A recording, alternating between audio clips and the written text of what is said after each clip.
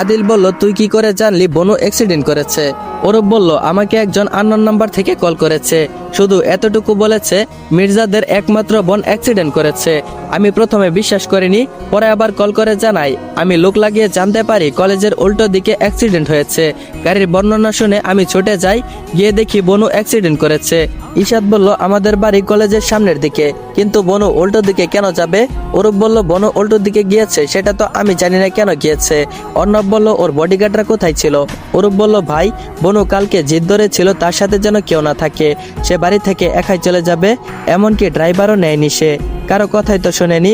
বনুর জেদের কাছে হার মেনে বাকি সবাই চলে এসেছে। তারপর ইশাদ বলল, তুই যখন বনুকে উদ্ধার করে হাসপাতালে নিয়ে এসেছিলি তখন কি কোনো সন্দেহজনক কিছু দেখেছিস?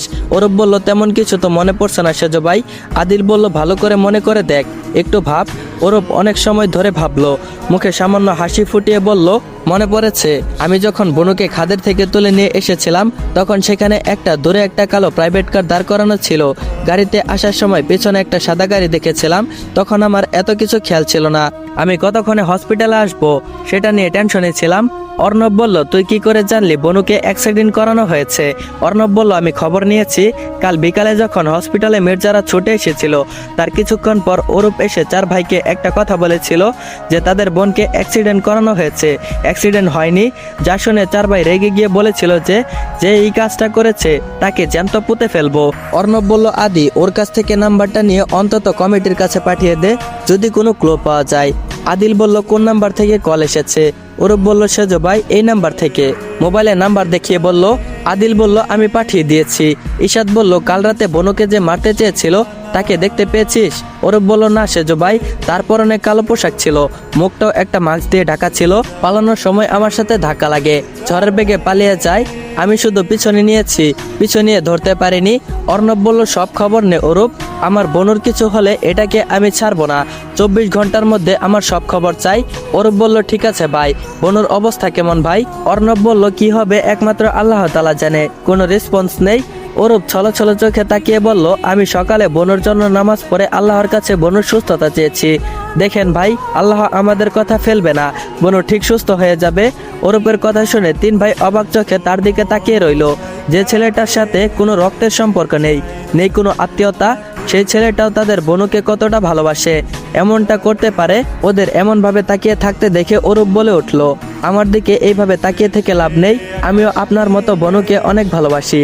হয়তো আমি ওর আপন ভাই নই, কিন্তু কোনো অংশে আমি ওকে নিজের বোনের থেকে কম ভালোবাসিনি। আমি বনুকে কখনো বোন ছাড়া অন্য চোখে দেখিনি। কাঁদো কাঁদো কণ্ঠে বলল। 3 ভাই অরূপকে জড়িয়ে ধরলো। সত্যি ওরা ভুল মানুষকে বনুকে দেখে রাখার জন্য চয়েস করেনি। অর্ণব বলল, আমাদের বোনটা সত্যি অনেক লাকি রে, ও একটা নয়, 2টা নয়, 5টা ভাই পেয়েছে। সত্যি আমি আমাদের জন্য আরেকটা ভাই এনেছি, কান্না জড়ানো কণ্ঠে বলল। অরূপ বলল, আমি বেঁচে থাকতে বনুর কিছু হতে দেব না, এটা আমার অঙ্গীকার, যেভাবেই হোক, যে করেই হোক, দরকার হলে নিজের জীবন দিয়ে হোক, বনুর এই অবস্থার জন্য যে দায়ী তাকে খুঁজে বের করব। ইশাদ বলল, বড় ভাইয়া, সত্যি আমাদের জন্য আরেকটা ভাই নিয়ে এসেছ, হয়তো এতদিন বুঝতে না পারলেও আজকে বুঝতে পেরেছি অরূপ আমাদের জন্য কতটা ইম্পর্টেন্ট। অরূপ বলল, ভাইয়া আপনি আমাকে রাস্তা থেকে কুড়িয়ে এনেছেন, আমি আজও জানি না আমার বাবা মাকে, রাস্তার একটা ছেলেকে কখনো নিজের ভাইয়ের চোখে ছাড়া অন্য কোনো চোখে দেখেননি।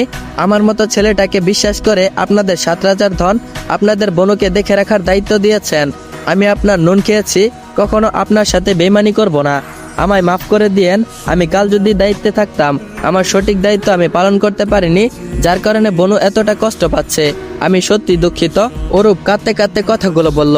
আদির বলল, তোর কোনো দোষ নেই অরূপ, এটা আমাদের ভাগ্য, আল্লাহ লিখে রেখেছে।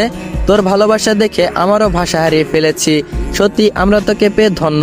ইশাদ বলল, খবর লাগানো শুরু করে দে, যত টাকা লাগে আমরা দেব, আমাদের বনুকে মারার চেষ্টা করেছে যারা, আমাদের সামনে দেখতে চাই তাদের। অরূপ বলল, চিন্তা করবেন না ভাই, আমার উপর সবকিছু ছেড়ে দেন, আমি সব খবর নিয়ে তারপরেই ফিরবো। অরূপ চলে গেল, কিন্তু অরূপের উষার প্রতি ভালোবাসা দেখে ওরা যেন ভাষা হারিয়ে ফেলেছে।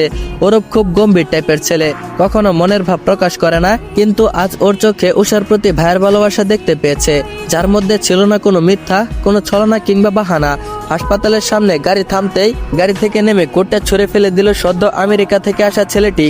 দরজা খুলে দৌড়ে হাসপাতালের ভিতরে চলে গেল। এত তাড়া ছিল যে তার গাড়ির দরজাটা পর্যন্ত লাগানোর সময় নেই। ভিতরে প্রবেশ করে উষার আইসিইউ এর নাম্বার জেনে নিয়ে সেদিকে ছোট লাগালো। মাঝপথে ঈশানের সাথে দেখা হলো। ঈশানকে বলল, শান, উষা কোথায়? ও এখন কেমন আছে? কিভাবে অ্যাক্সিডেন্ট করলো? ও কি ভালো হবে না? ও আমার সাথে রাগ করেছে? আমি ওর সব কথা মেনে চলবো। ও কি আমার সাথে আর কথা বলবে না? এক নিঃশ্বাসে সব কথাগুলো বলে ফেললো। ঈশান বলল, জিবরান তুই? অবাক হয়ে গেল। আমেরিকা থেকে যে ছেলেটা আসলো তার নাম জিবরান খান। ঈশা তো ঈশানের বন্ধু, অর্ণবের ডিল পার্টনার। এক সপ্তাহের জন্য ডিল কনফার্ম করতে আমেরিকা গিয়েছিল। উষার এই অবস্থা শুনে ডিল কনফার্ম না করে চলে এসেছে। উষাকে সে অনেক ভালোবাসে, সেটা অবশ্য উষার 4 ভাই জানে। জিবরানের মতো ভালো ছেলে আজকাল হয়তো খুব কমই পাওয়া যাবে, কোনো ব্যাড হ্যাবিট নেই। জিবরান বলল, কি রে, কথা বলছিস না কেন? ঈশান বলল, এত প্রশ্ন একসাথে করলে উত্তর কিভাবে দেব? জিবরান বলল, কোথায় আছে আমার উষা? আমি ওকে এক নজর দেখতে চাই। ওকে এক নজর না দেখলে যে নিজেকে শান্ত করতে পারবো না। গতকাল রাতে যে কিভাবে কেটেছে তোকে বোঝাতে পারবো না। উষা এখন কেমন আছে? ওর কাছে নিয়ে চল আমাকে। তোরা থাকতে এসব কিভাবে হলো? কিভাবে হলো অ্যাক্সিডেন্ট? ঈশান বলল, মাঝে মাঝে মানুষের দ্বারা মিস্টেক হয়ে যায়, আমাদেরও হয়েছে, যার মাসুল আমাদের বনুকে দিতে হচ্ছে। জিবরান বলল, আমি কিছুই বুঝতে পারছি না, আমাকে তুই আগে উষার কাছে নিয়ে চল, পরে সব কথা শুনবো। ঈশান বলল, চল। ঈশান জিবরানকে নিয়ে উষার কাছে চলল। জিবরানের অবস্থা এখন প্রায় পাগল। কতক্ষণে ওর ভালোবাসার মানুষটাকে এক পলক দেখবে, তার জন্য ছটফট করছে।